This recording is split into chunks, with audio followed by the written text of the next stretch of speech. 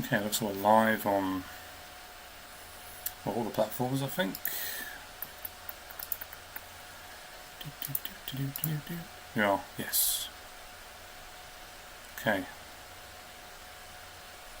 Yeah, I'm not sure why. Yeah, we definitely are. So, there we have it. Can we just repost this maybe? Yeah.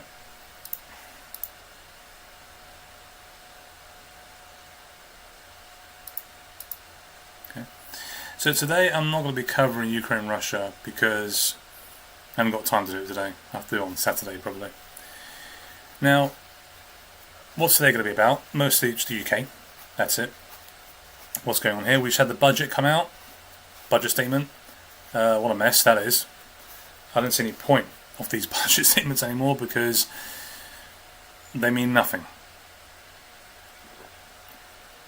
And it looks like the Labour Party once again have lied, which is no surprise. Then again, that is your job sometimes to lie. To lie to the public.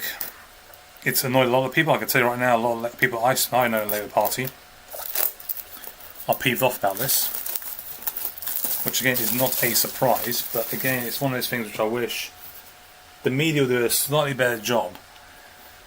The actual media today are too giddy. Like they're happy about their analysis. Oh look how great I am, breaking this down for you. They get their big boards behind them. They just Sky News a lot, and telling people how bad things really are. Do they ask tough questions of our leaders? Not really. Anyone who's a threat to the establishment, you're going to see they'll double down, triple down, go on the attack, send the army in, and hope for that be the killer blow to that person's political career, right? They do this all the time. There's a lot of people out there. And for some reason, the media for Cakegate was more of a story than what's going on right now. And I know, Boris Johnson lying through his teeth was a problem, and it clearly was, and he deserved to go in the end. But that was about his own stupidity. This is about the country's economic situation, which is very dire. And I just wish one of these chancellors, the Chancellor, Reeves, someone else just come out and say, guys, we're broke. We are broke. We have any money, we're done for. Right? That might sound doom and gloom for a lot of people. I'm telling you now, it's just a fact. Right? If they keep borrowing money, we are done. That's the way it is. And for another reason, which I'm not really sure, everything that the Labour Party attacked the Tories for, they decided to do, which is truly baffling. You thought at least try to not go that far and go after poor people, but they have. And the other thing about this as well, when they talk about the schools, the private schools that should be taxed, all these people came out and said it should tax the independent schools, the private schools. Some have already closed down because of the increase in taxes. So how do you expect to get tax money from them if they're closed? That means you have to go somewhere else to get your taxes, which means us. Oh, that's right. We've already paid a large amount of tax on what we earn. Now we've got to pay more. These people are absolutely clueless on the economy or economics in general. We know it's a difficult job. You can make some incremental changes over time. We went for the whole the whole big show about how we're going to change things in this country. You made things worse. They're claiming that inflation's down. Guys, even if inflation went down to 1%, our earnings are well behind the rate of inflation that's been going on for the last 10, 15 years. And that's not Labour's problem, that's the Tories. Right? Let's point out to the Tories. Things are looking a little bit better at one point. They've been up and down, but there's been a little growth. I'm not expecting a large amount of growth anyway. But I don't expect them to come around and tell us we're going to tax you more to pay for things which we know damn well doesn't end up in those areas, in those pockets of people that need it. Almost like a reinvestment to try and get them going again, get people out of the welfare system, back into work. There aren't any good paying jobs. The first thing to do is to make sure the welfare state doesn't actually make it easier for you to go on the welfare state, quote unquote, and actually pick up a job that gives you, some purpose in life and some money. But it goes beyond that. They keep trying to point out to Rachel Reeves, who is an idiot. Quite frankly, but then again, a lot of these people are idiots. It's not just Rachel Reeves. I don't know why people keep picking on her. There's plenty of them out there, and right now they're in government.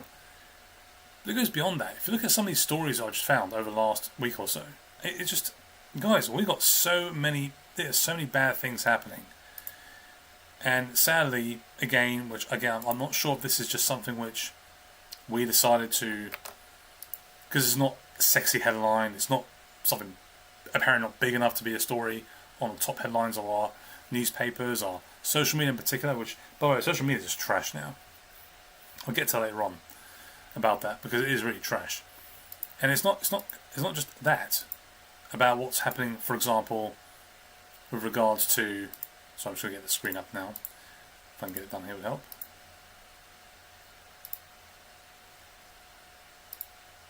Okay. Lower Thames crossing approved by government. Okay, you probably can't see too much of the article. But down here, they're going to build a underground bridge here on the Thames near Gravesend, where Dartford Crossing is down here. And it's a bit further to the east of where Dartford Crossing is. Just look at this bit here. Today's announcement was 16 years in the making, with the project first mooted in 2009. So 2009, which is now 16 years coming up, and more than £1.2 billion in taxpayers' money spent on planning since. £1.2 billion spent on not making this thing, on planning it. People are making money out of the plan of this. I can get somebody to make money from it, a little bit. 1.2 billion in taxpayers' money spent on this. We can't get anything right in this country. We really can't. This is only why we end up broke. Because of stuff like this. And this is actually just the cost of the planning. The actual cost. And we know this is not even the final ballpark. This is not the final figure, right? The largest road tunnel in the UK was built after £9 billion plan was approved by the government. That bridge. That's it.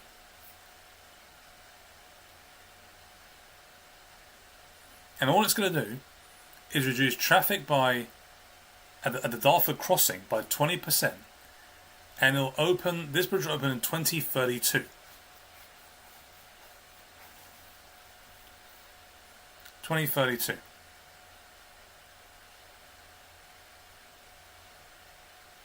Just to ease up a little bit of traffic, that's it. And £1.2 billion of our money just to plan it.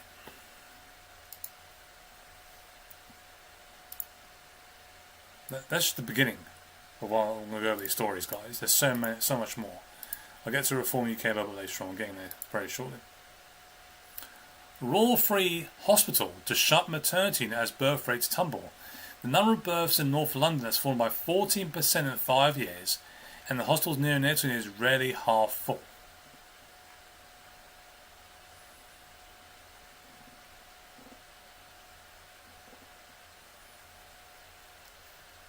Great. Just great. Yeah, you've got to say it's great, isn't it?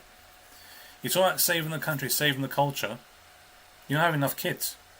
You don't have enough kids to replace your own current population, quote unquote, of white people. You're not even doing enough to replace them. Immigration's got nothing to do with it. Nothing at all. It's a bit hard to have a saving the culture or saving your group of people. You don't have enough kids. You eventually die off.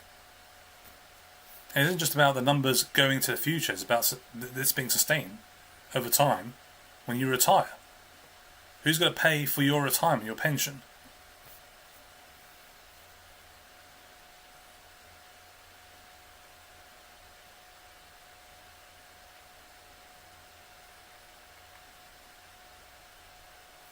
It's not like those who have actually had kids, right?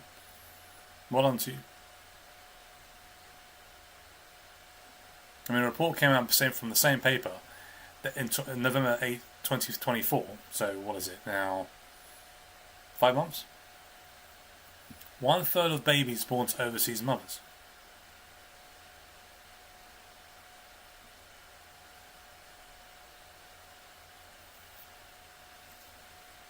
This is not tied to immigration or migration. Not at all. This is a separate question altogether about the state of this country.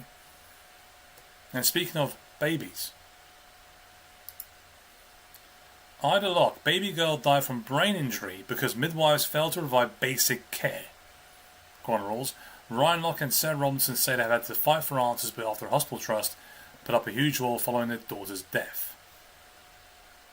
There's poor baby there. Basic medical care, it says. This is November 2019. Now I'd like to ask this question. Yes, it's pretty clear that people like Lucy Letby is in jail for something she apparently did, found guilty of. Why aren't these nurses in the dock, or doctors in the dock, for this? Why not? Why are they in jail? They're responsible for this baby's death. How do we know this? As it says in the report, failed to provide basic medical care. That is your job. If you did that and the baby still died, that's a different story. Was there any outrage from the usual suspects on the right-wing Twitter sphere? No. Now you're all talking about Rupert Lowe, who, by the way, that turned out to be absolute dumpster fire. Wait till I get to that report from Reform UK. And the other stupid comments I've seen from other people too. As outraged as you are about, I don't know, the Batley Grammar School teacher, have you donated any money to this teacher at all? Have you tried to raise funds? Have you gone up to where he lives or his family and tried to support them? No. You're too busy giving thousands and thousands of pounds to people like Tom Robinson, who's sitting in jail right now, who's got plenty of money of his own. Or it turns out him and his ex-wife weren't paying tax. A millionaire, this guy, Tom Robinson, not paying tax. You support that guy? That guy represents the working class? We're talking about his court case. It's got nothing to do with it. You're not outraged by this baby's death? You're not outraged what they're doing to the poor Batley Grammar School teacher and they should do something about it? Now you want the drama online. Let's have Reform UK fight each other. Let's have a new party and then give it time, mark my words. The same people attacking Farage today and attacking Reform UK. By the way, I'll get to this bit later on before I wrap up the stream. This lie that's been pushed out there by these so-called Reform UK supporters that Farage doesn't want to deport anybody. That's a lie. I don't want to keep pushing it out. He's never said that. He's referring to the current law, legislation. You cannot just deport people. Mass deportations cannot happen in this country for the several reasons. I've explained this in another video. You go on my channel on YouTube, if you've got time, or on my streams where I talk about this and say that there are so many complications on this. You cannot just go and deport people like this. Hence why the Tory party struggled so much, because it thought it would be straightforward. We have something for, wait for it, laws. Yes, we have laws in this country. And a quote-unquote opposition, which I despise, but they're there for a reason, I suppose. No, you won't say anything about this. Because it's not sexy enough, it's not a big headline. You won't get your likes and retweets, guys. You won't get your money.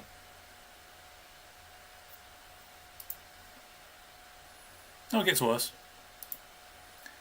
Baby of newborn baby found in bag at London church. Notting Hill.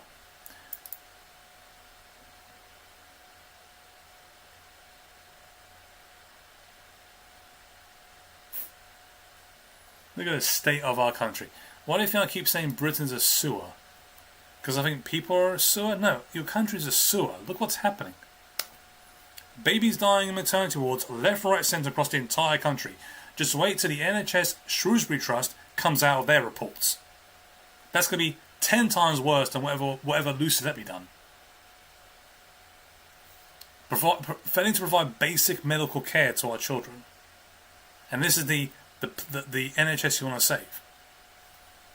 Mothers dumping their babies in a Waitrose, in a Mark Spencer bag, whatever bag it was, outside a church, for crying out loud. And all those people are muted online, and even particularly the church has been muted about this as well, which is even more stunning. Should I be surprised by the church? No, I've already talked about it before. I've been out there keep saying about the culture. This is your culture, guys. This is your culture right here. I've just put it in 3 headlines. You don't have enough children. At the same time, you've got children, in this case, enough babies. You've got babies dying in hospital because they're not being provided basic medical care. And you've got mothers throwing their babies and dumping them outside churches. This is your culture. Oh, immigration, free speech. The same old crap we hear from the exact same people, time and time again. They'll come back and say, "This is the biggest election ever. They'll go out there and vote. Oh, it's over. We lost." They cry about it. 5 years later, the exact same scenario. This is the biggest election ever. They do this in America all the time, but it's happening here too. Norm Brennan posted this video. I'm not sure how old this video is. The delivery driver attacked and robbed of his bike and food in Barking, London. This is the type of anarchy I've been telling you about for years.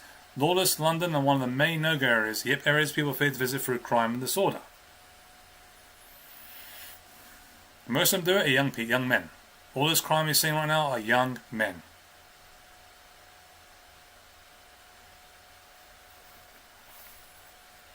All these men wanted, by the way, look, it says here, delivery driver, right?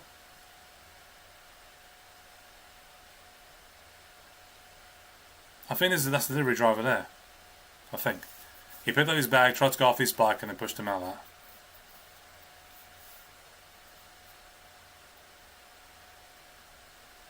Now, I'm not showing people on that bus because you can't tell. Let's say that bus was full of people. Why wouldn't the people... And I said again, I don't know how many people were on the bus. But let's say if it was full of people in that bus. Let's say 30 men were on that bus. 30 men. And they're seeing a group of about, what, 10 to 15 youths attacking this man. Do you think any of those men will come out and start fighting them? Nope.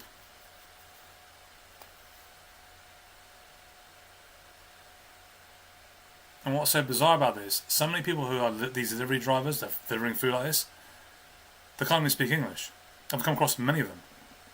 One just came by me once, this is where I used to work in my old job. I don't know what the hell he was doing at first, he started pointing to his phone. Couldn't speak a word of English. It was in Portuguese, his phone. I think it was Brazilian. He was trying to find the route where to deliver this I think it was delivery or Uber Eats or whatever it might be. I had to help him. They're just trying to earn a living. I can respect that. Even though he shouldn't be in this country, but never mind. That's what it was. These youths just standing by outside some shop and decide to attack this man over his food that he's trying to deliver for somebody and the bike. This is our youth today in some of these areas. It happens in other parts of the country, not just London. No, it gets even better, guys. I've got so many great headlines for you. Kim Lederbell implies for the terminally ill, being a burden is a legitimate reason for assisted suicide. Have a listen. Although the vast majority did say that they wanted to die because they'd lost their ability to engage in meaningful life activities, but more than 1/3 did say that their desire to do so was in part informed by a feeling that they were a perceived burden on family, friends or caregivers. I mean, that's a fact. Yeah, I mean, you're absolutely right. Canada clearly a much broader set of criteria, nothing like we've been proposing at the moment. Was the same. But yeah, and I think that is the conversation that would take place with the doctors. So if someone is sitting there saying, I might as well just go on being a burden to everyone, the doctor will clearly pick up on that and will clearly say, hang on a minute, this is about you and it's about your choice. But if they still said, I want to do that anyway, would, under your system, it still happen? Well, there is an argument that having personal choice and autonomy is part of the whole process. However, they would have to be assessed to having the capacity and making sure that no one else has coerced them into doing that. So I appreciate that is a very... This, forgive me ladies, this bitch, that's what she is, this bitch only got her seat because she was parachuting after her sister died. Right? Sorry, her sister was brutally murdered. That's a fact. She's done nothing but come in here, ignore the Batley Grammar School teacher, because that was one of her constituents, by the way. Ignored him completely. Doesn't give a shit about him. Now she's cheering on this scenario whereby, well, it's clearly a personal choice. That's funny. When it comes to personal choice, I have no personal choice over my taxes and where it goes to. I have no personal choice who can actually live in my community.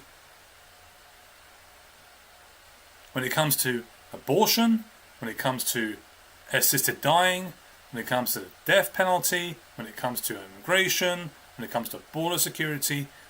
This is our country, right? We should have a say in the matter. Those things don't matter because we have the, I might say the wrong think, right? These people think in a certain way that it's death and destruction, basically. We have the situation in hospitals where, like as those stories I mentioned earlier about the baby not being given basic medical care. She doesn't care about that. She has no problem giving basic medical care to someone who wants to kill themselves. To think that someone has this mindset, look at the state of this woman. Now, that doesn't do justice with the lighting on the screen. And I'm not much to look at either. But the point is, because I can appreciate, the doctor will clearly tell them, think about it. So the doctor won't be in a position whereby they should be told, if someone feels they've got nothing else to do and they want to take their life completely done, they want to end it, she has no problem with the doctor just being in the way saying, you know what, I don't want to tell you this, but maybe you need to think about this. Or just say, no, you can't. She can't even get to say that. And she acknowledges that Canada have a much broader criteria.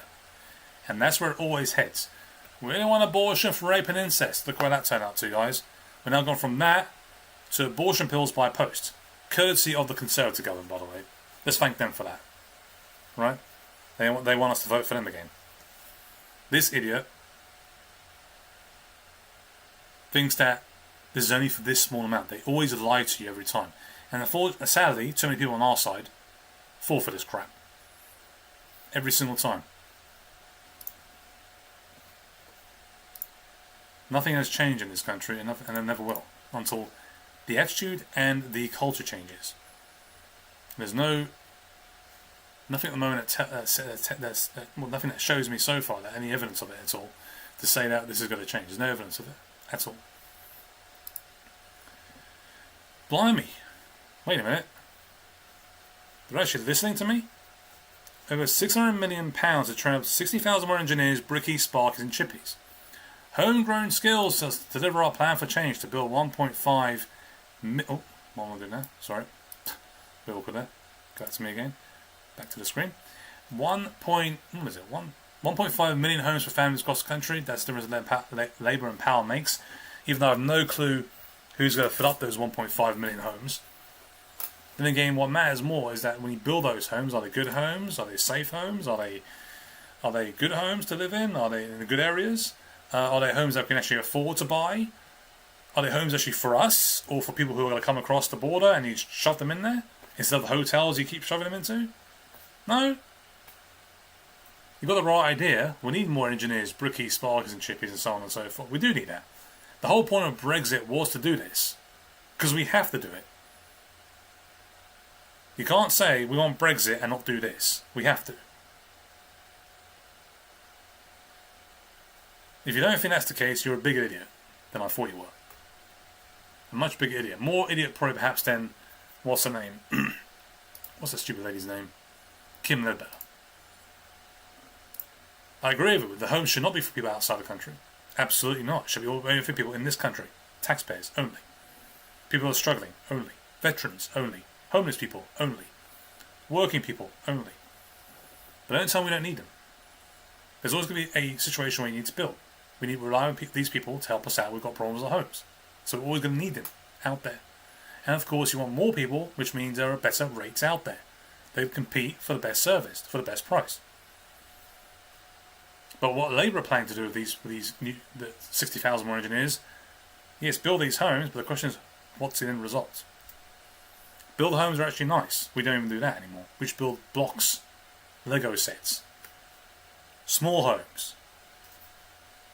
Here's your home for you, 1 bedroom. Okay, I need to have another child. Oh, good luck to you. You have 2 children, now you have to find somewhere else to go live. Okay, fine. A house you're never going to be able to afford. You can let them afford the one you actually bought. It's funny how they build so many studio flats, 1-bedroom flats. As though they're doing it on purpose. You don't build large 2, 3, 4-bedroom apartments So people can actually start a family. If you've got a boy and a girl, you want to give them privacy when they grow older. But you can't get the basic stuff right in this country. So the article, the Telegraph covered this, to be fair, which is nice, but like I said before,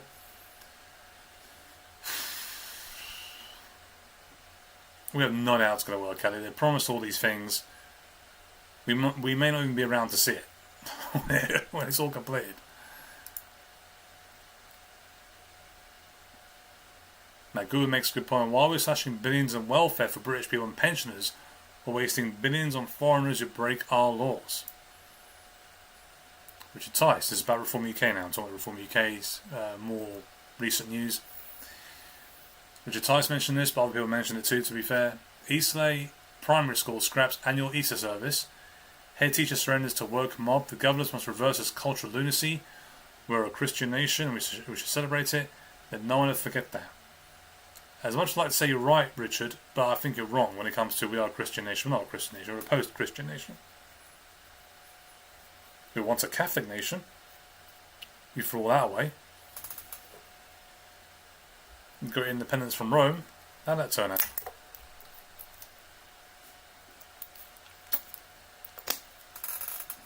How did Henry VIII turn out as well?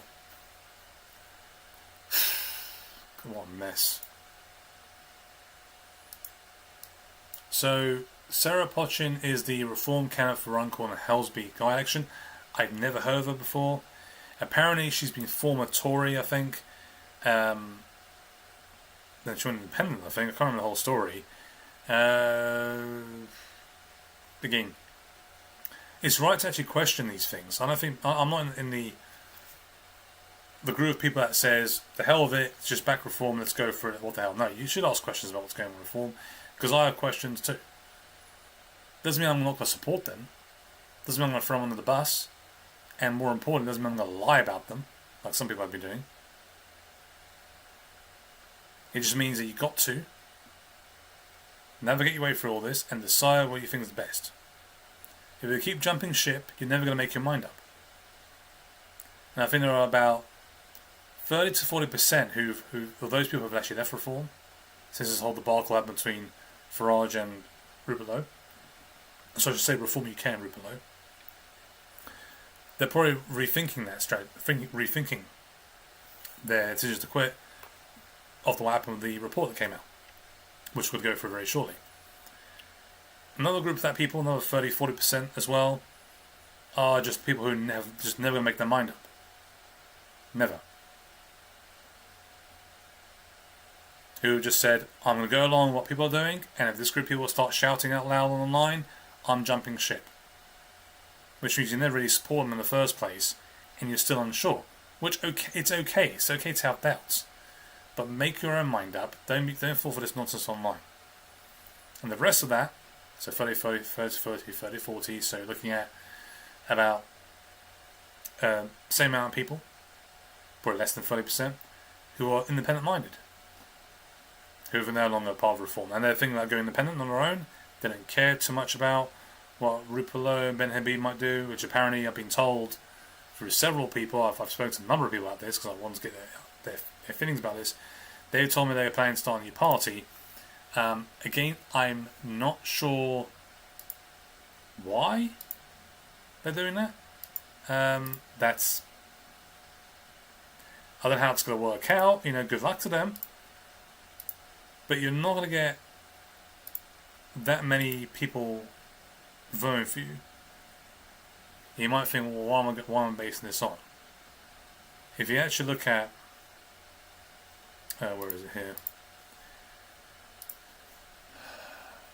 If you go to a situation regarding what happened with UKIP, this is back in the time of the last European elections we had. Okay? Tom Ronson was put up there along with a couple of faces from the online,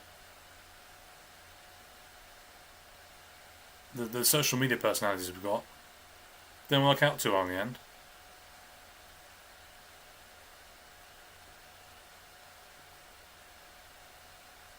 Notice, in rallies, He condemns certain politicians as traitors and urges supporters to wipe the smiles on their faces, adding, "Our country is disappearing, our culture is disappearing." Thousands of people attended his campaign events, but Robinson secured less than 39,000 votes. A letter on his campaign website claimed they represent the working class by cutting immigration, taking back sovereignty, and fighting to preserve a national identity against Islamification. But Robinson had no manifesto and offered no explanation how being an MEP for as little as 5 months before Britain leaves the EU would achieve any of his stated aims. UKIP candidate Carl Benjamin, also known for his YouTube name Sargon of Akkad, was also hit with milkshakes and fish apparently, I don't know where that came from, on his campaign trail. Alright? So he failed to win a seat in South West England, where UKIP won just 3% of the vote. Gerald Batten lost his own London seat, which he'd held since 2004, after UKIP plummeted 7th place in the capital and 9th nationally. The question is, how did UKIP, as we see here, mentioned here,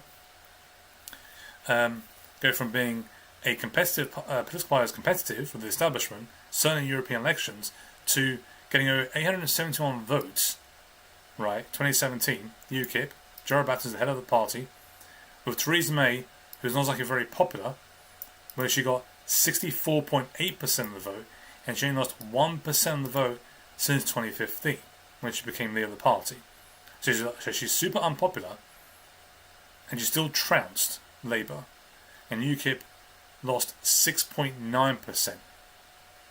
So look at this.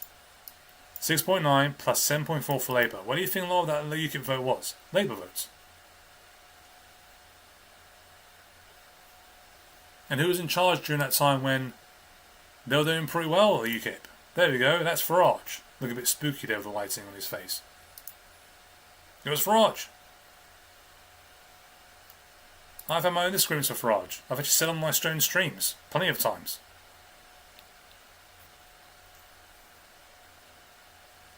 But to lie about him? He doesn't want to deport anybody. Who came up with that crap? I don't understand why they keep pushing this lie online all the time. And people have got hardly any followers. Other people have got thousands of followers. Keep pushing this lie. And people, unfortunately, being even more moronic, are falling for it.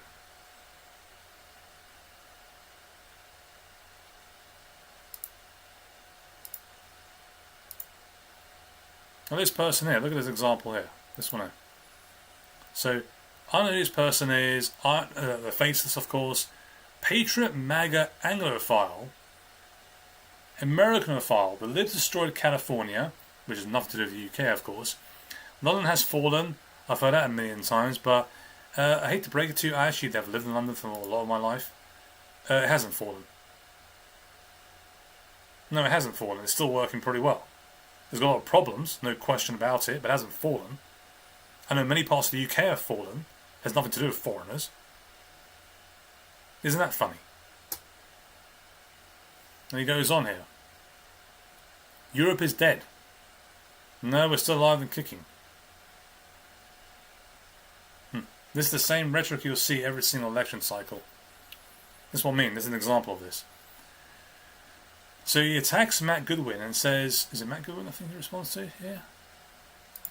Since you're still backing Nigel, no deportations for Farage. That's a lie. We know you'd be do F all about it yourself too. Only one man would deport them all, and he's just way too online right for your liking, you pillow. Well, okay, let's look at what actually happened with Rupert Lowe, shall we? Because there's anything that actually counters this, which is, there might be. So far we haven't seen it. We haven't seen any of this. But to say no deportation for Farage, that's just a lie. They say that the left-wingers lie. They say that the woke left lie. These people are supposedly right-wing. They lie too. This is the blatant lie. There's no truth behind it. So let's look at the actual report. For those who have not read it, because people don't read it, they look at the tweet, then they retweet and say, well, you guys con us, you don't want to deport anybody, they're saying all the usual nonsense we hear all the time. And none of these people actually go out there and actually run themselves, run as an independent, run for a particular particular political party, or that could be you, could be anybody, and actually put themselves on the line. They never do that. They will never do that because they're lazy. That's right, all of you are fucking lazy. You want someone else to do it for you. After Rupert Lowe's gone, oh my god, who am I going to follow now? Who am I going to back now? Who can I cry about online about it now? That's what you always do. Every single one of you do this. And it's the usual suspects. And of course, plus these faceless people we have.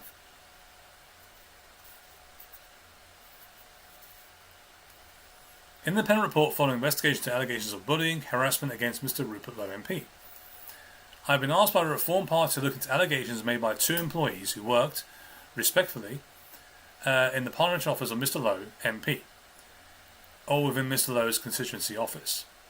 I need to establish that I am affiliated with no political party whatsoever, and I have approached this investigation with no preconceptions nor bias whatsoever. I am well aware there has been a good deal of information and opinion writing that has reached the press and social media. Let's go through the timeline allegations.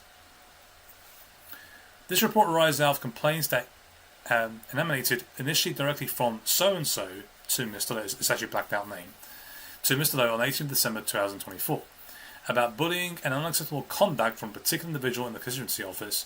She also formally made a complaint, this is a lady that's made a complaint, to the Parliamentary Independent Complaints and Grievance Scheme, initially contacting the scheme on the 17th of January 2025, and then submitting a formal complaint on the 28th of January 2025. Okay, so initially contacting on the 17th of January, which is almost a month later, which is fine, there's nothing wrong with that. For those wondering, oh, this is a conspiracy because she complained a month later. No, this is a month later, it's actually absolutely fine to do so. Then submitting a formal complaint 11 days later. Nothing wrong with that. It is also correct to record that this person's complaints were made directly in respect of the conduct of Mr. Lowe toward her as well as that of his staff, whilst this person, the person like that name, had made direct complaint against constituency male staff but indirectly against Mr. Lowe. Okay? Person in question reached out to the party chairman by email on the 27th of February 2025, generally setting out her grievances. This person made a formal complaint to the ICGS, which is the Parliamentary Independent Complaints and Grievance Scheme, on the 2nd of February 2025, and she too contacted the party chairman by email to complain about bullying on the 27th of February 2025. But this is done on the 2nd of February, the complaint, this person in question. They came to the party on the 27th. Following the emails from the 2 women sent on the 27th of February 2025, which had clearly raised complaints of bullying by Mr. Lowe, and by those in the constituency office on the 20th of February 2025, the party wrote directly to Mr. Lowe requesting his cooperation in an independent investigation. Okay, we're carrying on a second, sorry, to go and get someone's at the door. Just bear with me, sorry, apologies for this.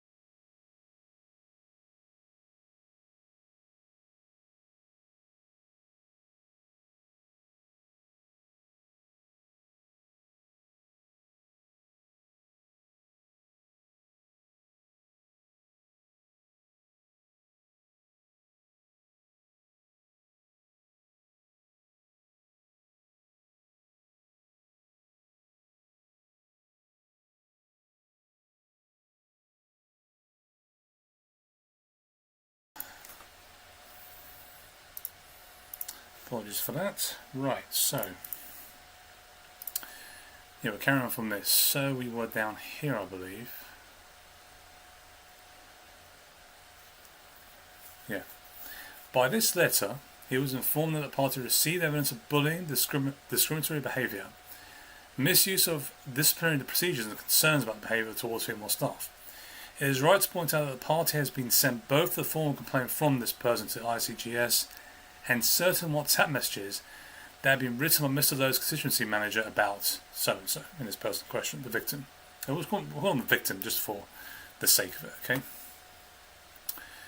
The complaints have been raised by both women prior to any disciplinary procedures set in motion by Mr. Lowe against each of them.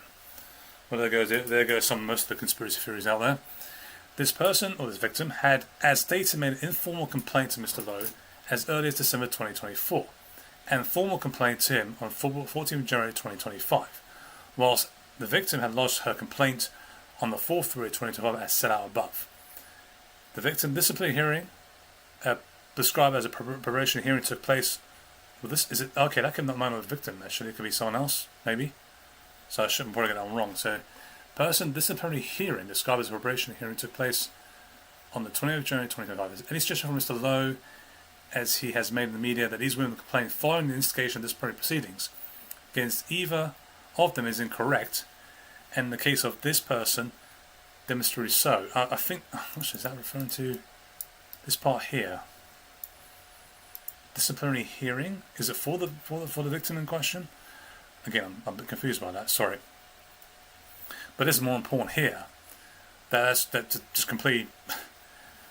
I'm not sure why how Mr. Lowe can defend himself here on that situation when it comes to, well, this is done because of what I did. It's like, well, it kind of is, but there's nothing to do. because of the whole disciplinary proceedings against you. Okay, I'm zooming a little bit, this makes it a bit clear on the screen for you. Both women complain of considerable stress and suffering, following details of alleged sustained bullying and discriminatory conduct, and they each raised concerning issues of the impact upon their health and well-being.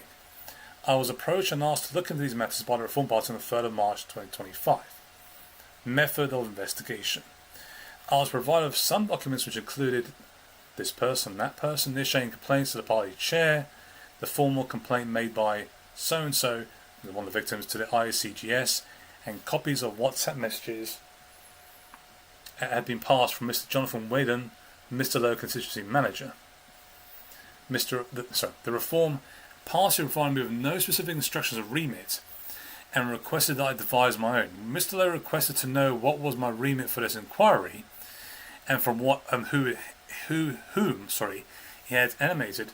I made clear to him in a lengthy email sent by me directly to him that I was given no remit nor instructions save to look into these allegations of bullying and harassment by him and those who answered to him from his constituency office.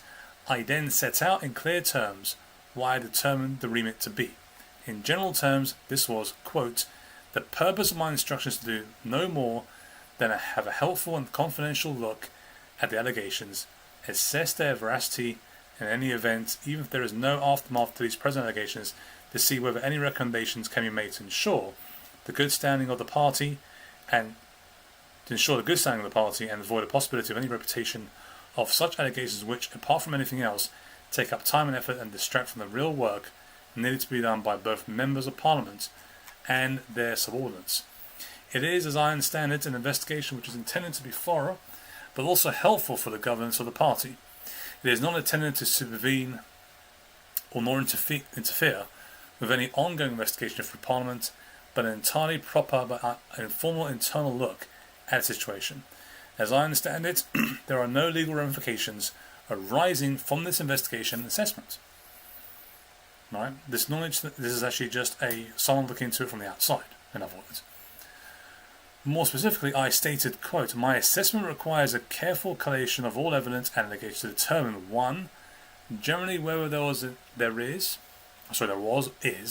any conduct that occurred that could be characterized as or could have been construed as a culture of bullying, harassment encouraged or tolerated within the hierarchy of the party emanating from Mr. Lowe and impacting upon his constituency, of which Mr. Whedon was his chairman. Alternatively, whether the allegations are simply not made out and what has been characterised as bullying and harassment has been failures or misconduct on the part of the employees who have responded badly to justify criticism of their work. And two, specifically, whether any of the allegations are or could be made out given the wide remit of the Equality Act 2010. And number three, any consequences of my assessment. And four, recommendations to avoid any such allegations being made for the future if at all possible. This email followed the originating email both to Mr. Lowe and Mr. Jonathan Whedon. In that email I explained carefully my independence and the lack of any political connection to Reform or indeed any other political party. To date, Mr. Whedon has failed entirely to respond in any way to my request for him to engage in this process. So this person in question, Mr. Whedon, who, if we go back to a bit further up the chain here, is Mr. Lowe's constituency manager. Okay, you can't see me highlighted for some reason. I'm not sure why it's not highlighting on the screen for you, but it highlights for me on the shared screen. Okay, you can see it in the middle of the screen right there. Okay, just to be clear who this guy is. So it says here, he did not even respond to help with this investigation. I did have a number of exchanges and conversations with Mr. Lowe, one of which led to some misunderstanding about what was said by me and which had to be corrected by me in a public statement. I made clear that this affects this report in no way at all.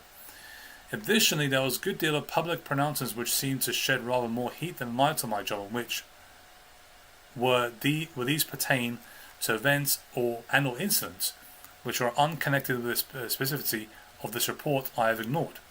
I informed Mr. Lowe on more than one occasion that I was proposing to first interrogate the complaints by taking careful full statements from each woman, which she would then be able to see and respond to.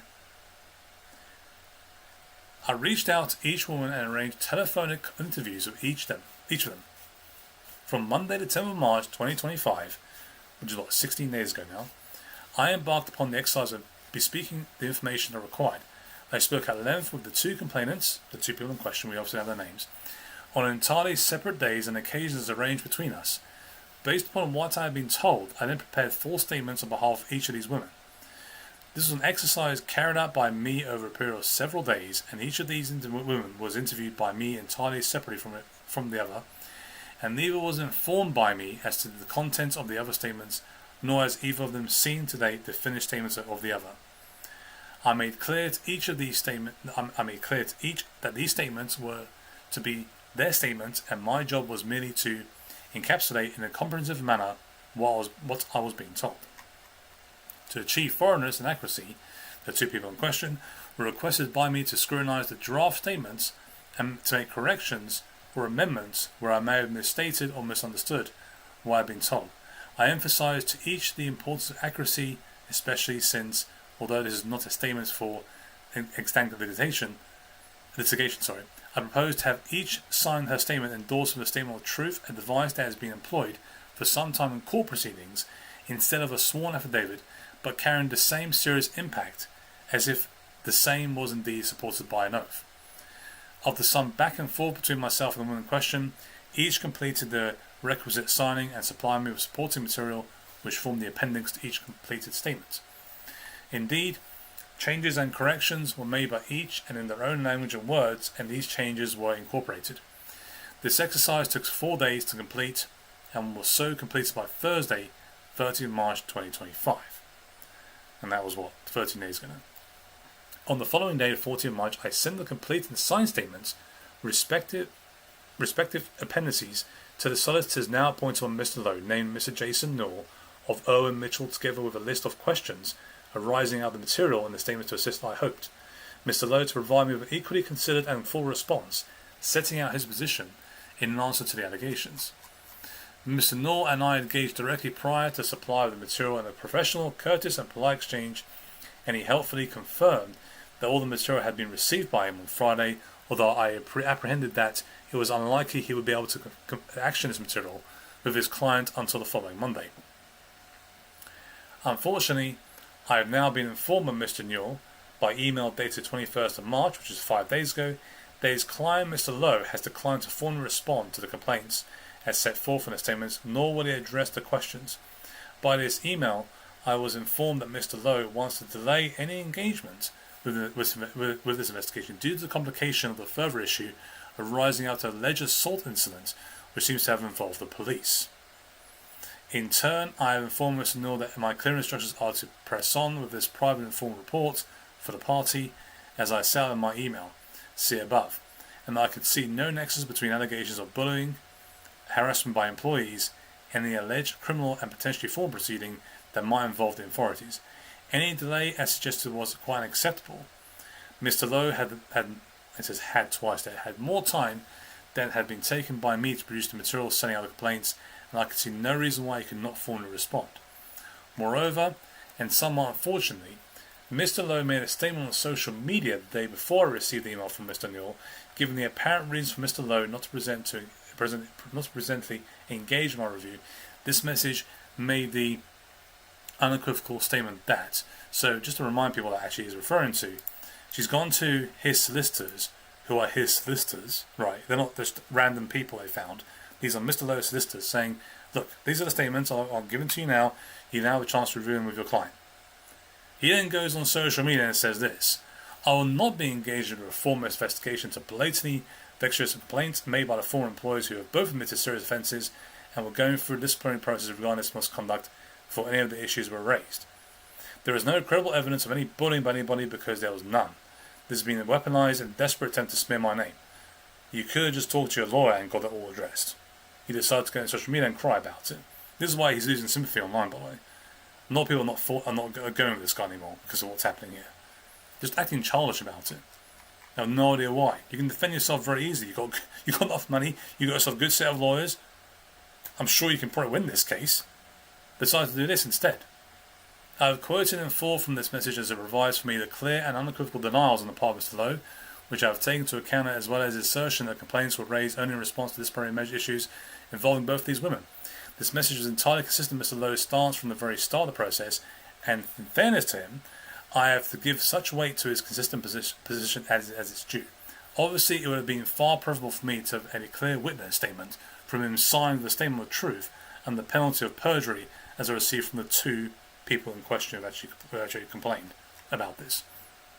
Regrettably, and as seen above in the Times section, the statement put out by Mr. Lowe also misstates the facts so far as the assertion that disciplinary proceedings precede the complaints.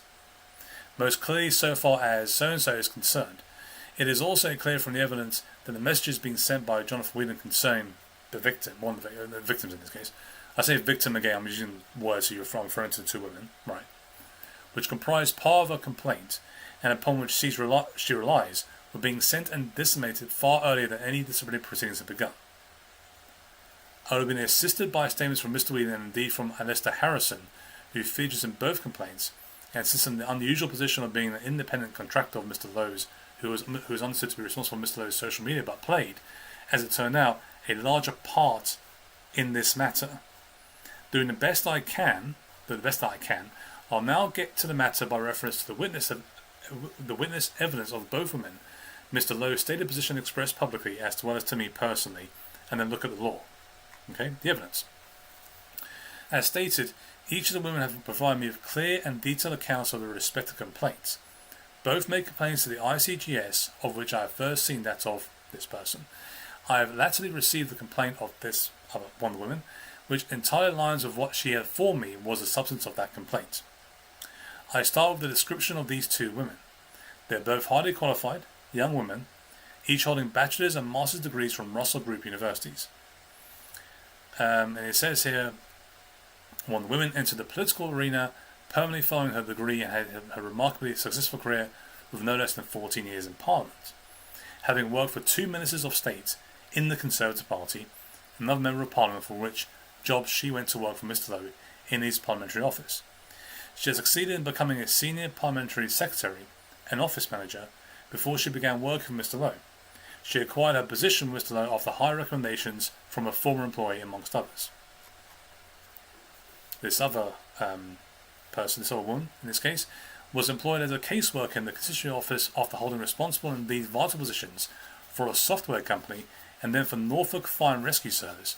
She was headhunted for the constituency job at Mr. Lowe's Great Yarmouth constituency. They're obviously highly qualified people to do the job. Each of these women lasted a mere few months in their respective jobs, and so-and-so resigned before the inevitable sacking, as she describes, whilst the other one was sacked. One of the victims sets out her 4 grievances in a statement attached, and I need not to go into detail. It is sufficient for me to summarise that she states that she was subject to constant criticism, meted out unpleasantly and harshly by the said Harrison, who she began to feel that she could not please in any way whatsoever. She felt that every step she took, every case that she dealt was the subject to complaint from Harrison. Indeed, she cites that Jonathan Whedon, with whom she was on friendly terms, was also very irritated and looked by Harrison's arrogation of complete control over constituency matters. This barrage of criticism, which was seen so alien to her earlier experiences over many years in Parliament doing similar work, began to have the deleterious impact upon her, it says. When she raised her concerns to Mr. Lowe before Christmas 2024, he was merely dismissive of these. So, she's got his grievances. It's not directly as such maybe linked to Mr. Lowe. It's actually her saying to him, I've had these problems. You need to look into it. I need some help from you. He just was dismissive of it. In mid-January, at that time in December, in mid-January she approached Lowe again for a frank and concerned discussion about the impact upon her that Harrison was having. To her surprise and distress and disappointment, she claimed, met with hostility and disdain. In fact, Mr. Lowe, she says, simply made clear that Harrison was his man, and if she didn't like it, she could make other arrangements, especially as she had been put into the black corner by Harrison, and he was not afraid to get rid of anyone. A further attempt to engage Harrison and assistant Jason Porter to clear the air was met with rudeness and aggression, and the said Porter told her that no one had time for this. In the parliamentary office, Mr. Lowe's approach was that she was frozen out, refusing to engage with her or have her accompany him to a meeting that was part of her job. On Mr. Lowe's side, he raised the disciplinary matters against this person, one of the women, which I had been able to consider. These comprised of drafting the employment contracts which had been completed some 5 months earlier by so-and-so. The complaint seems to be that this person, one of the women, contract allowed for a 3-month probation period, whilst the contracts for both Porter and one, Katrina Harrison, wife of Alistair Harrison, allowed for 6 months. This may have been an error and a general mistake given that the person's contract was drafted some weeks apart from the others. Frankly, even if it was intended in defamation, this might well have been considered entirely reasonable, looked at objectively, given that some had years of prior experience and others had none at all. Nevertheless, this was characterised by Mr. Lowe as this person being deceitful, which she denied and found very hurtful indeed. Moreover, the issue of these contracts were first raised after her complaints about Harrison, and not as just by Mr. Lowe before her complaints, just as he does, that she only raised complaints of bullying conduct because of this contract issue. So, what she's saying, this person, this independent investigator is saying that this woman made complaints, right, before this whole thing came about the contracts. He's saying that this is after the fact, right? Now again, whether you think it's a right and wrong and maybe not such a big deal and that, okay, that's fair. Maybe it's not a big deal to us, but it was a big deal to this woman. He made a complaint, and according to this investigation, Mr. Lowe's lied. We go in 2 ways. Either he's just not with it as such in terms of the what's actually happening, but he's not telling the truth here. Because one of them's not telling the truth, and based on the investigation, he's not. It is worth noting that despite allegations against this person, this woman, of being deceitful, it was Mr. Lowe who had the ultimate responsibility for 4 and did sign off on all of the contracts. The second area of alleged misconduct appears to be that the woman accessed Mr. Lowe's private email account, which is not good, and then doing so on the 27th of January 2025, she exchanged information about so-and-so on several calls with Mr. Whedon. A number of points are made by this person about this issue. Oh, sorry, made by one of the victims, I should say, one of the women in this question about this issue. Number 1, that this person considered to be part of her job to monitor all Mr. Lowe's email accounts. 2, If she was not supposed to be accessing this particular account, how did she obtain the access information to the account? It could only have been from Mr. Lowe himself, who, it must have been assumed, gave her the password and login details. That's true, because the details must come from somewhere. It has to be from Mr. Lowe himself, or he gave it to someone else, who then gave it to her. Right? The WhatsApp message of that day, appended to her statement, showed that only one call passed between herself and Mr. Whedon, not the 3 or 4 as claimed by Mr. Lowe, and it is not. And it is the woman's contention that the information about this person came from Mr. Whedon and not vice versa. I had to consider the veracity of the complaints set up in Mr. Lowe's unverified responses, but also whether the way it arose even warranted disciplinary process anyway, and also B, whether the way the entire interaction between herself, Harris and Mr. Lowe amounted to harassment. It is right to record that the woman attended her GP on more than one occasion, but declined to be signed off for health reasons until she was eventually signed off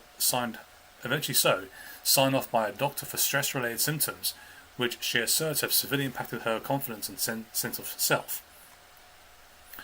The woman is also in a slightly different position. She also worked at a constituency office, and her essential complaint is that she was treated quite differently and discriminatory from others, like Liam Porter and Lee Whedon himself. In her case, and after the continual complaints, matters came to a head when she had been criticised for not accessing earlier case information for guidance and ensuring that a new complaint did not already have a file. When, however, she did exactly that and found that an early case had involved her own family, she was criticised for data breach.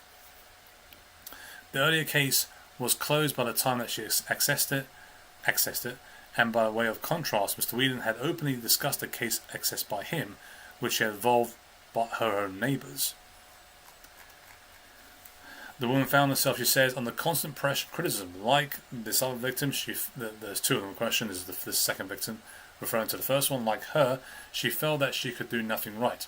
This criticism came from both Alistair Harrison and Jonathan Whedon. The woman had a sense of inconsistency in respect of what was being levelled against her, as opposed to conduct tolerated and accepted in others in the office. And for Mr. Lowe, it must be acknowledged that the disciplinary hearing attended by himself and HR, the woman appeared to be accepting responsibility for accessing the former case file, but she explained that in her statement, and she has felt compelled to fall on her own sword because she had factually accessed the material, and she hoped that by accepting responsibility, she could start with a clean slate and keep her job. In her statement, she considers that she was deliberately manoeuvred into her admissions.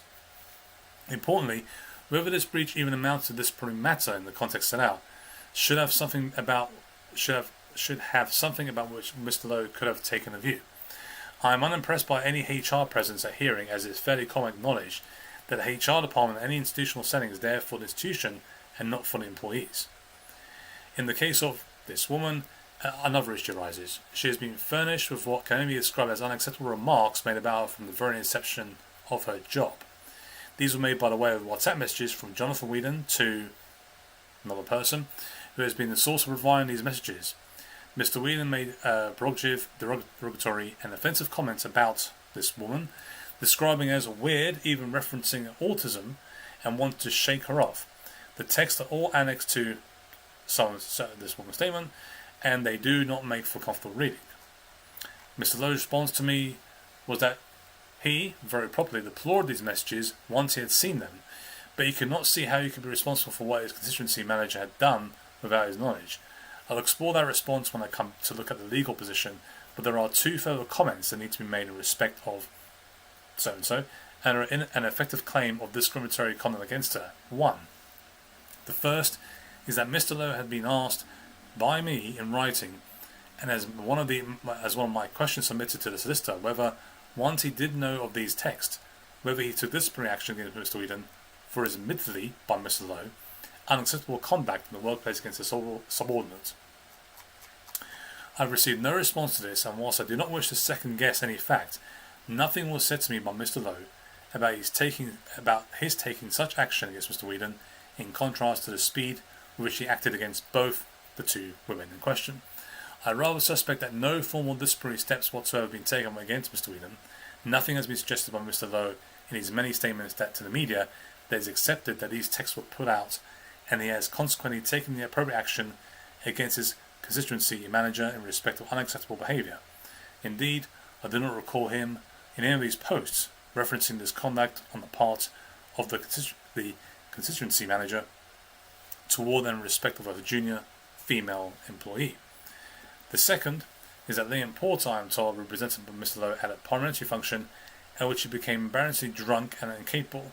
He did not face any disciplinary action for this conduct, I should say.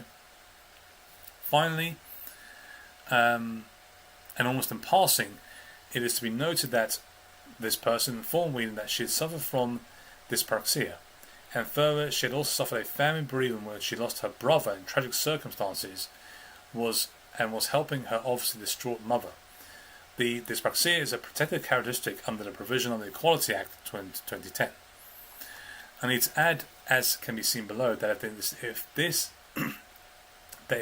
this discrimination was being meted out to both these women in contradistinction to the men working in the office, then that too could amount to the breaches of the 2010 Act. The law, she refers to in this report. I say at once, whilst the employment law does not now form any large part of my specialist practice, I do have experience in the field and I am able to do the necessary research and fully take on board the up-to-date and relevant provisions of the Equality Act 2010. This is not with a view to advising on whether either of the women would be able to bring a case in the employment tribunal, but to determine whether the acts of complaint of even taking into account their own alleged conduct could amount to harassment under this Act. An employer is liable for acts of discrimination, harassment and victimization carried out by its employees in the course of employment. Quote, anything done by person A in the course of A's employment must be treated as also done by the employer. That's referring to Section 109 of the Equality Act 2010. It matters not whether that thing is done with the employer's knowledge or approval, but an employer has a defence under Section 109 Part 4, I think it says, where it can show that it took all reasonable steps to prevent the employer from carrying out the act of discrimination. A recent and important decision on Employment Appeals Tribunal, cited below paragraph 61, looked at the scope of this defence. When considering the employer's defence that it took all reasonable steps to prevent an employee discriminating against another employee, it is legitimate to consider how effective the steps that have been taken were likely to be when they were taken, and how effective they have proved to be in practice. First is the issue of who is the employer. Mr. Lowe has suggested to me that he is not the employer of either of these two women, because they are contracted to and paid for by Parliament. It is likely, however, that he would be indeed regarded as the employer, since both these women's jobs depend entirely on his tenure in Parliament, which is true. It is, and again, if he had lost his seat, their jobs do not survive that loss as seen by the person in earlier experiences. He is likely to be found responsible for acts carried out under his authority and in respect of staff behaviour of other staff members as well. It needs to be said that the threshold for finding unfair or discriminatory treatment of an employee under Section 26 of the Act is very low. If the bullying conduct can be related to the sex or the disability suffered by the employee, this would amount to harassment, a likely amount to harassment. Mr. Lowe has to be responsible for setting out the tone in his office and constituency office, and thus is responsible for the acts of both Whedon and Harrison towards these two women, as well as looking at his own conduct towards this other person. In my questions to Mr. Lowe, I asked him as to familiarity with the parliamentary codes that are explicit about bullying in the workplace.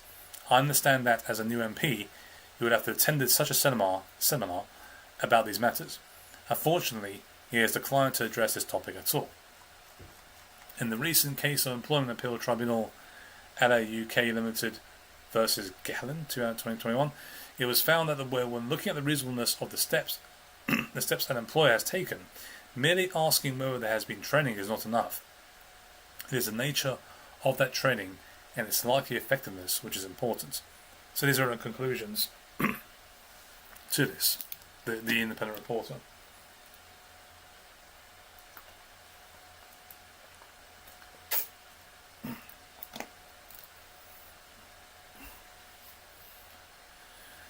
Right, conclusions. Going back to my own remit and drawing the facts together from both sides as well as the law, I conclude as follows. Number one, there is veracity in the complaints from both women which amounts to credible evidence, to use Mr. Lowe's own words, and these complaints of victimization, constant criticism, discriminatory behaviour do seem to amount to harassment on both part of Mr. Lowe and his constituency of team, especially Mr. Wheeler and Mr. Harrison. Mr. Lowe seems to have failed or been unwilling to address the very real concerns of his parliamentary secretary, as well as failing to address the alleged toxic conduct of both Whelan and Harrison when this became known to him. Moreover, he seems to have failed to understand that it was his duty and responsibility to ensure systems were in place to avoid junior members of staff being treated in any unfair and discriminatory way. The failures on the part of the women that have been highlighted from Mr. Lowe and resulted in disciplinary procedures being taken against them seem flimsy in the extreme and would have been unlikely, in my opinion, to have warranted disciplinary action, much less dismissal. They have the appearance of a defensive stance taken once the complaints have been made as a timing support. At the very least, Mr. Lowe should have taken seriously the stress and concerns of a seasoned parliamentary employee and of both women. If he felt that either did fall short of what was being expected of them by him or his senior staff, then a careful and full meeting to discuss by the way of appraisal what may have gone wrong and how it can be improved could have been undertaken before immediate disciplinary action was sought. This contrasts with the failure to take action or indeed investigate complaints against two men in the constituency office, Wheeler and Porter, and against Mr. Harrison, who formed part of his team. I have indicated in my discussion of the law above that I am of the view there is a real risk that the acts complained of, if made out, could well give rise to breaches of the Equality Act 2010. The consequences, depends how high the bar is, of course, the consequences will be a matter for the women to take such advice and action as they consider fit, but a fact in this, the allegation by so-and-so, threats made by on behalf of Mr. Lowe to take action himself against her if she cooperated in the investigation, which at the least, and if true, are both unhelpful and edifying. I take on board that he has denied that such threats have been made. Okay, so there's no proof of these threats, but that's been said here, and Mr. Lowe's denied it. Going forward, I'd advise the party hierarchy to be quite strict about ensuring that each member of the party is fully acquainted with the rules of the Parliament as regards bullying and the provisions of the 2010 Act, given, I repeat, it is really a low threshold to be crossed to be able to bring such a claim against a member. The party wants to avoid any such unpleasantness, not just due to the risk of legal action, but also out of common decency and respect for another person who's doing his or her best to do a good job. The person who wrote this all up is Jacqueline Perry, and it's on the 24th of March 2025. Seems fair. I don't think there's anything drastic as such. It's not in the world, but the fact is, Mr. Lowe's not helping himself here. And, whether Reform UK took the right steps and the way it approached, you can always bring that into question. But the fact is, there was something up here, and it wasn't right from what we've seen so far. He has obviously every right to defend himself and bring things up, but has he? He had the opportunity to do so. I'm not sure why he didn't bother. Kind of said, I'm not going to reply to this investigation. I think it's a stitch up. You may well think that, but he should have responded. Come on. And the fact is, during that time when we looked at this, his own quote unquote, well, this was done because of, we got rid of them, is just not true, based on that report I just read. So think what you want, decide for yourself. The people out there who take issue with Reform UK are probably less fussed about this. Not some of them, I should say, not all of them. Some of them, because they're slightly more concerned about the state of the party when it comes to quote unquote democratising it, right? And that's actually a fair criticism of Reform UK. Let's be fair on that. When it comes to this case, the fact that people want to worship at the altar of Mr. Lowe and lie about Mr. Farage's record on what he talks about when he talks about deportation and immigration, I do take issue with that, because you're just flat out lying. In this case, Mr. Lowe is not helping himself. He's still a sitting MP, albeit being an independent one. So there's not so much there. And there are rumours that they might be starting their own party, which I think is just silly, because they're not going to be high enough in the polls on this. Because Farage is the face of the party. Farage is the face of the, I don't want to say movement, because I hate using that term, or the phrase silent majority, because I don't think it exists. Because if we were the silent majority, we'd be in power right now. Keep saying nonsense about all the time. There's there's no silent majority. Stop falling for that, please, for your own sake. So that's the report. It wasn't that long, but do I think that I mean, is it the most horrific thing you've ever read? Obviously not. Granted. But you do have to take complaints seriously, and this happens in the 21st century. Maybe Mr. Lowe doesn't live in the 21st century. Maybe he's an old fusspot. Maybe he's somebody who lives in the past. Maybe. There's still no excuse to not take to actually. I mean, the fact is, if he has in fact lied about that, yes, that is very serious. And whether the women decide to take action further, that's up to them. That's not for the independent council to decide on. So, what else is going to come up from this? We don't know. Maybe there's other things that come out that Mr. Lowe might have said, might come out that it's all baloney. So far, not a good look from Mr. Lowe. Again, you might still want to be angry at Farage, go for it. I've been critical of Farage. You want to be angry at Reform UK? Be angry at Reform UK.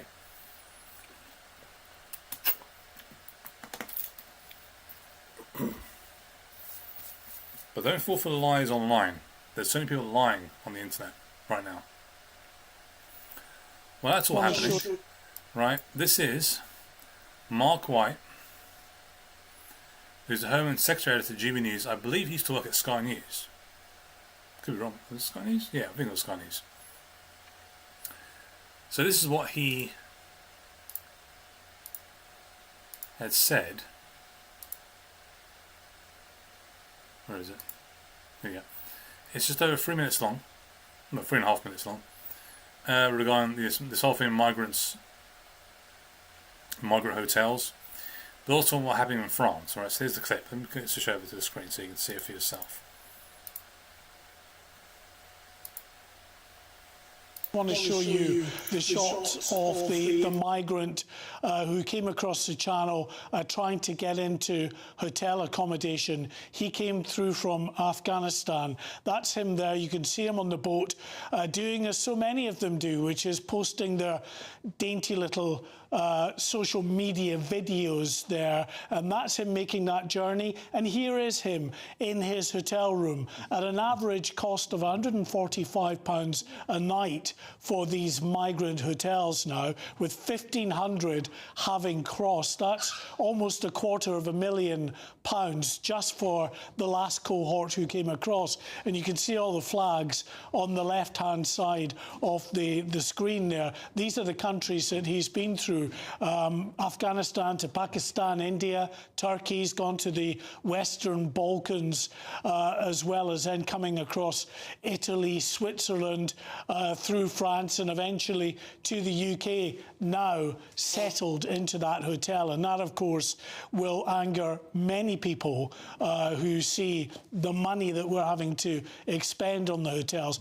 Something else that's going to, I'm sure, raise the hackles of our audience are these images. This is Le Touquet on the French side of the channel, and this is the practice of taxi boats, which is something really that's shot to prominence in the last year or so. The boats, the small boats, come in to the shore. The migrants wade out to get onto these small boats. But what's, I think, key about this is you can see the French police launch just off the shore as well, to the left-hand side of that shot, the migrant boat on the right-hand shot side of the image there. And it's doing nothing, absolutely nothing to intervene and to try to push that migrant boat back to shore.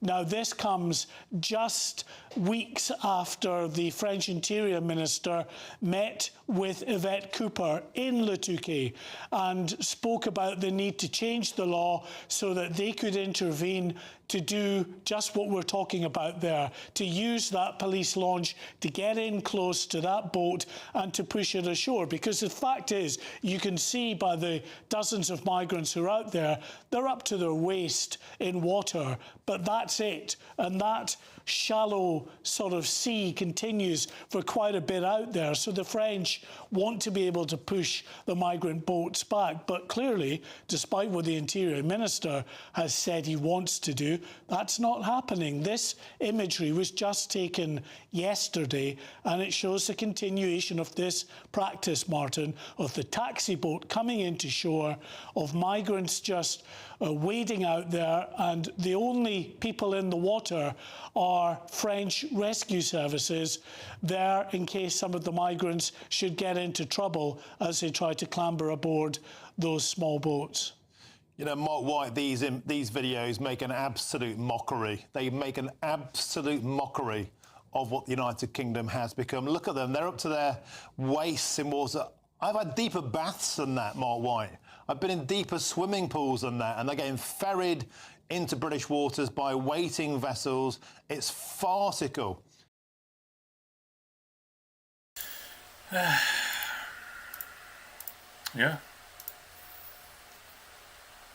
What are you going to do about it? What are you going to do about it? As I explained in that was a video about 12 minutes long. Do you think it's going to be easy when Reform UK, if Reform UK get in power, it's going to be straightforward for them to just deport everybody and stop these boats from coming over? Because the first thing you've got to do is stop them from coming over before you do anything else. You've got to find some sort of mechanism that stops these people from coming over. And you can see that the French do not care. In fact, this is not new, what they show here. If you look back at the reports that came from people like Sky News, they spoke to 2 Iranians, and one of the Iranians came across in a canoe, and he was deported back to France. In this case, not to his country of origin, back to France. He didn't want to go back to Iran for obvious reasons. We understand that. Fine, okay. He's back in France, being held, and he said in his own words, "I just walked out of here and no one cared." That's his own words when he spoke to media here in the UK. Now, one of these migrants we know is settled in Liverpool, I think it is, from our last report, and he's doing okay for himself. Okay, and he's learned the language, and he's going, okay, people don't really have an issue there if someone can actually hold on to a job and pay taxes and pay their way in life in this country. Most people you'll find don't really care so much. They're saying these people are just coming in, flooding in, knowing they get kiddie glove treatment, given a roof over their head, whereas we've got all these other people on waiting lists when it comes to social housing. We've got homelessness, we've got veterans are treated like crap in this country, and you're giving these guys the raw treatment, right? Royalty, basically. Treat as royalty. There's no question that people in this country, the majority will agree, that you try and help people out. That's fine. This is what's happening right now. It's not just a few people coming over. These are hundreds, if not thousands, coming every single week.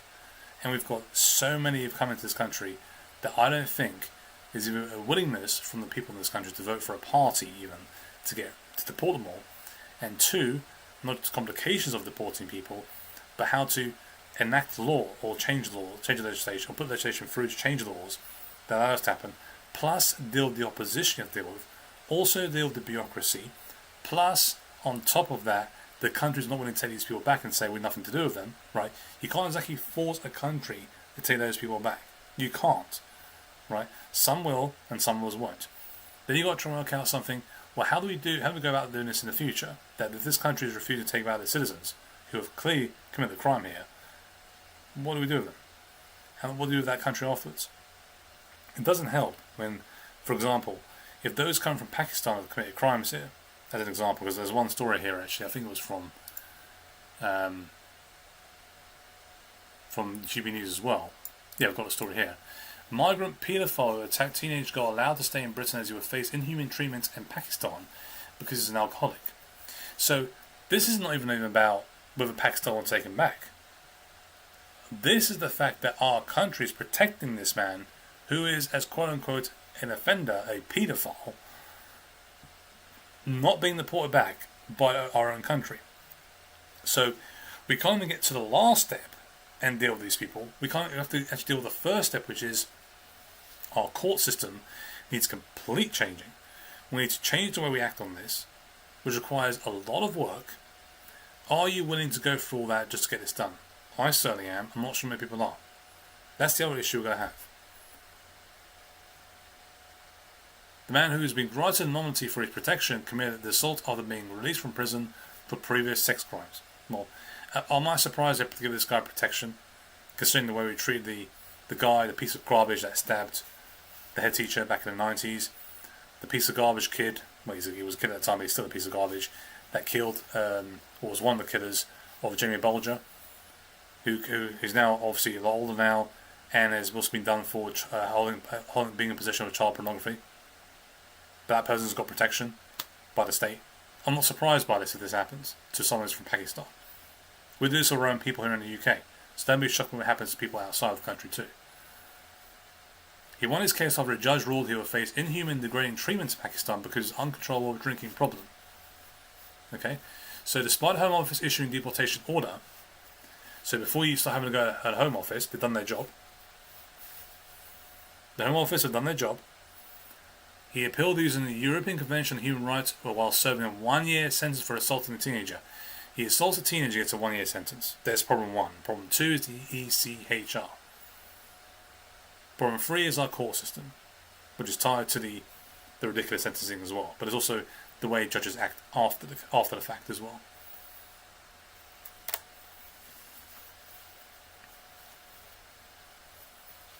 So this is the thing I'll never understand, because the European Court of Human Rights have a judge on this, said this man's human rights would be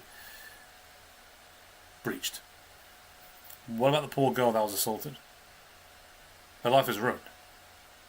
Screw her human rights, right? Don't her rights trump this piece of garbage as human rights? He's not denying the charge. He actually did assault this girl.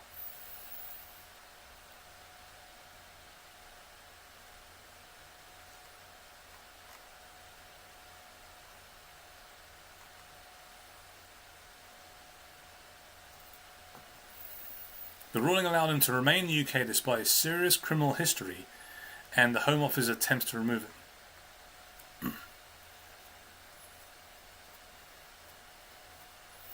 The man also claimed he should be allowed to stay in Britain because he had a genuine relationship with his child in the UK. However, this argument was rejected by the judge, who found there was a lack of evidence about his family life. Right, so he's been taken to court over his crime against his son, the teenager, sorry. He's lied about his life. Whether he's paid taxes in this country, I highly doubt it. He's committed a number of crimes. He's given a 1-year sentence, so he could be out in a year and fulfilled to commit another crime. And we are tied to European Court of Human Rights.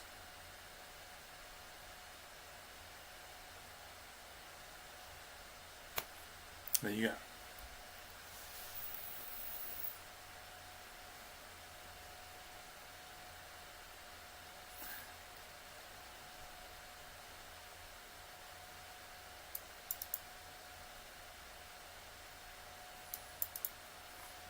See, even our politicians, our justice system is powerless. The people we elect. So we need to stop thinking about how, well, if this politician gets in power, because they think the way we do, job done. No.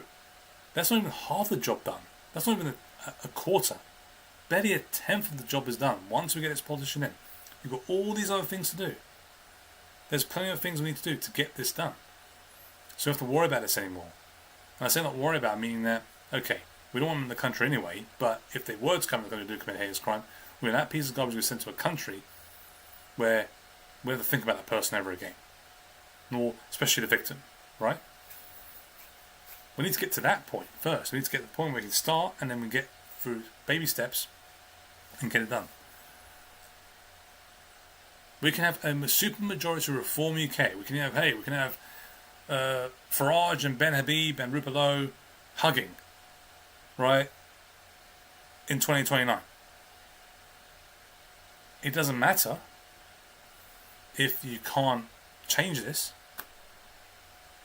or don't have a plan for it. You must have a plan for this. It is essential. And I hope there is some sort of plan, or at least some layout, a brief rundown of what they're planning to do if they get in power. Because if Farage really believes, and this is probably his only shot at getting in power, believe it or not, to become Prime Minister, if he believes he can become Prime Minister in 2029 and he can actually do it and get for all the UK to get a majority, you need to have that plan out there. So people hear it and say, you know what, this sounds like a good plan. There's nothing there in the way. Yes, we might go through stumbling blocks, but we'll get there. That's it. We can back them for 2029. But if you can't come out with anything that's like a plan, like anything like this, in terms of the things I mentioned as well, in that video I did, go and watch it in your own time, then we'll get absolutely nowhere. So you know, if will I be like really happy with Reform UK winning in 2029? Sure, I'll be quite happy. But that 24 hours later, I'll be gone. I'll be okay. What are we gonna do now? Are we gonna get this done or not? Because if we're not, then why are you in power? We should just put these other clowns in power who were in there before. So that's what you should be pushing advocating for, guys. Don't get angry, man, at 24/7, but say, look, guys, can we remind you, we do want to vote for you, but remember, there's this thing we need to do. You tell us what your plan is, and explain it clearly how you're going to achieve it. I think not that difficult. Would you not agree?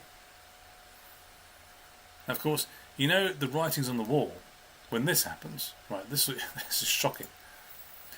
The poor all foreign criminals, says a Labour MP in an attack on the ECHR. Jonathan Brash says government should exercise perfectly legitimate right to return convicted foreign criminals home.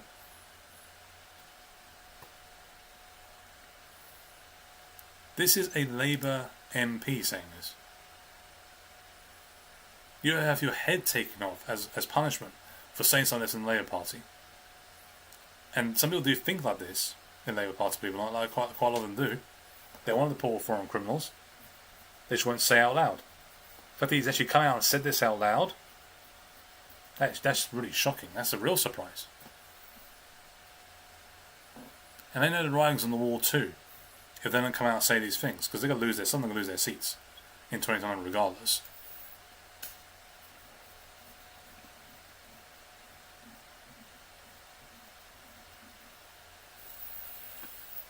Yeah, these things here. A child's distaste for chicken nuggets halted the deportation of an Albanian criminal.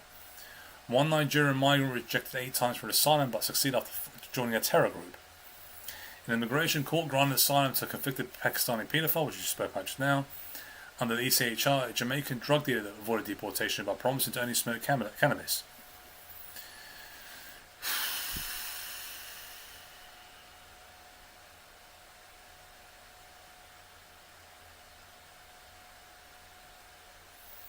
What an effing mess, man. What a mess.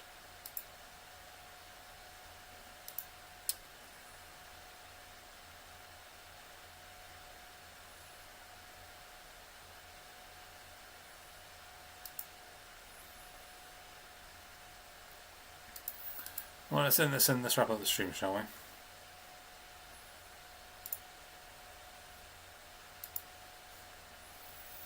So, two things which I think are, one is the most stupidest thing I've read, and one of the most stupidest things I've read, and the other one's actually quite some smart advice. Okay, so first one is from Catherine Blake Locke. I don't know what she's still doing around, but she is. Found the Brexit Party, Farage deliberately destroyed. What a buyer to have. Dot reform. I don't know why there's a full stop there. Reform means Rupert Lowe, Ben Habib, Sagan McCann and Meehan. And Nigel Farage and Zeus out. The states will feel right at home in the Conservatives. What? Why you want that person? That's really bizarre. And we know Rupert Lowe is in a bit of water. Ben Habib is become well known because, like I said, if he's attacking the right people, the people who hate reform now will come out and support him. Had those two never mentioned Tom Robinson, like I tell you, this will be a non-story right now. But I don't know why she's saying that, because it's not going to happen. Now she's saying reform needs us in.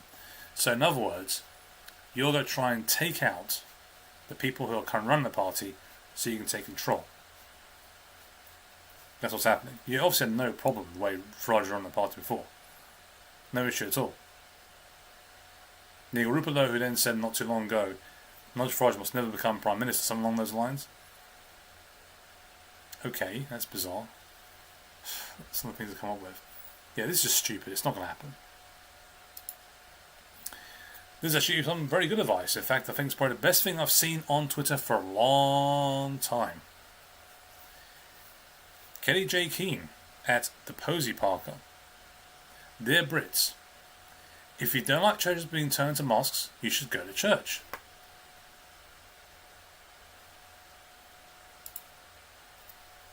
Simple. Very, very simple.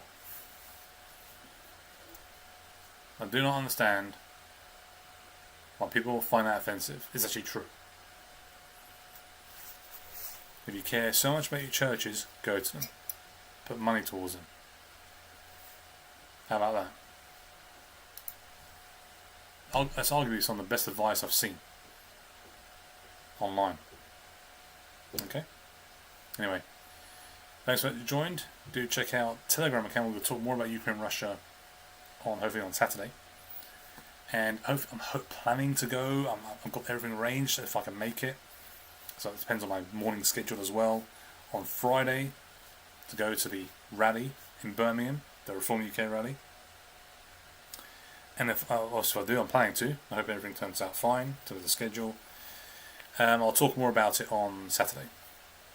So once I'm talking about Ukraine, Russia, I'll talk to you about Reform UK conference, what I think about it. Give my honest take on it.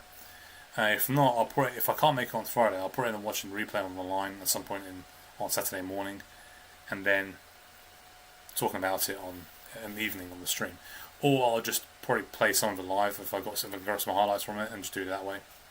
Anyway, enjoy this evening. Good night. And if you want to check out the latest Ukraine Russia news, go to t.me/thenationstate.